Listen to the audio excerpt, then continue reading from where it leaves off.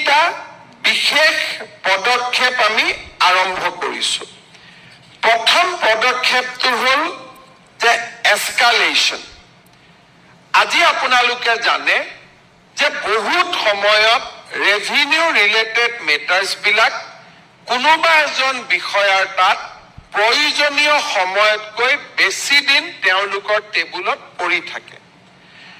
এতিয়া আমি আজি লোৱা ব্যৱস্থাটোৰ জৰিয়তে এজন মণ্ডল বা লাট মণ্ডলৰ হাতত যদি 15 দিন এটা জৰীপৰ কাৰণে থাকিব লাগে, 15 দিনত যদি তেওঁ কাম সমাপ্ত কৰিব নোৱাৰে, 16 দিনত বিষয়বস্তুটো নিজে নিজে সাৰ্কুল অফিচাৰৰ তাত আহি যাব।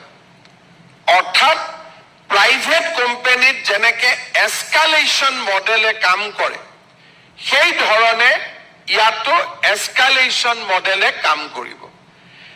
যদি এজন এডিচিৰ টেবুলত এটা বিষয়বস্তু 7 দিন থাকিব লাগে, 7 দিনতকৈ যদি তেওঁৰ টেবুলত বেছি আছে, বিষয়বস্তুটো তেওঁৰ হাতৰ পৰা আঁতৰি যাব আৰু ই এস্কালেট হৈ ডেপুটি কমিশনাৰ লেভেললৈকে আহি যাব।